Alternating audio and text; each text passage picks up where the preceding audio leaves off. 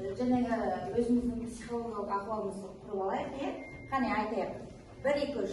Мен сені жұлып аламын, жүрегіме саламын, досыма сыйлаймын, сәттілік тілеймін. Рахмет, отырамыз. 3 топқа бөлінуге балалар, мына жерде оқытарымызды алайық, 1-ші, 2-ші, 3-ші топ деген. Қане, келіңіздер, тез-тез жылдамдатайық. Оқуымызды алайық.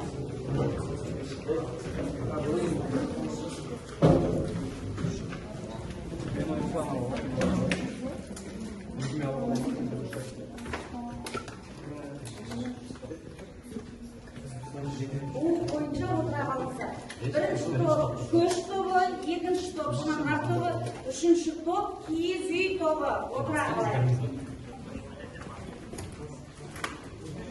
Әркім өзінің орнын алып отыра қалыңыздар.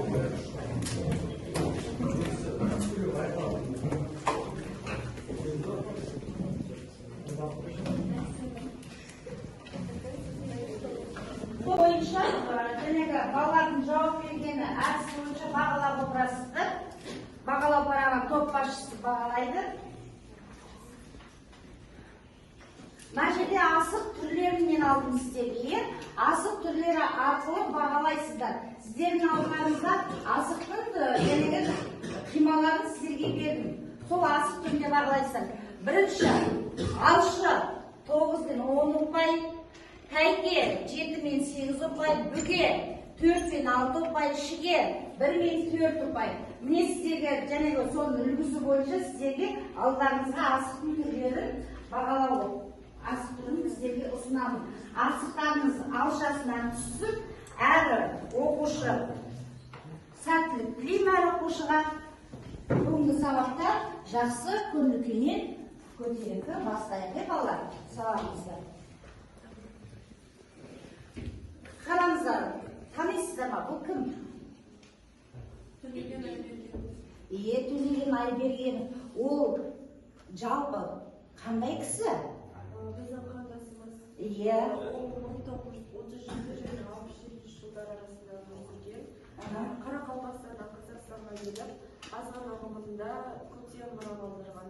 Соның бірі қазір халық арасында өте танымал Сағыныш және мен сені сүйген. Жақсы. Келесі. Мына кісі кім? Халифа Алтай. 1917 жылы Шығыс Қазақстан облысы Зайсан ауданында дүниеге келген. Дінтанушы аудармашы Қазақстанға оралғаннан кейін медрестелер мен мешіттер салынған. Біздің мешіттер салынған, Алматы қаласында мешіт салынған және де Сол мешітте салынған және де Халифа Алтай деген кейіннен Халифа Алтай деген атау берді. Келесі.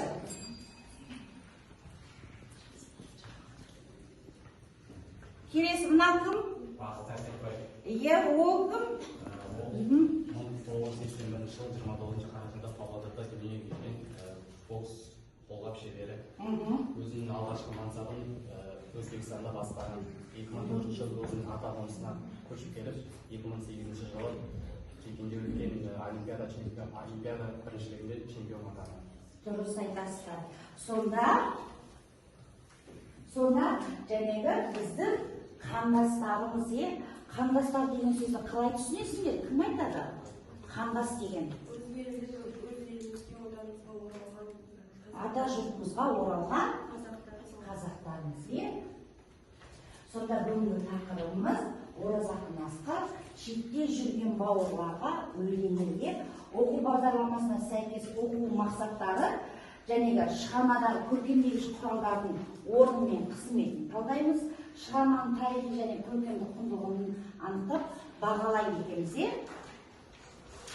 Енді келесі назарды бейнебаянға ұсынғым келіп отыр, соны қарасаңыздар.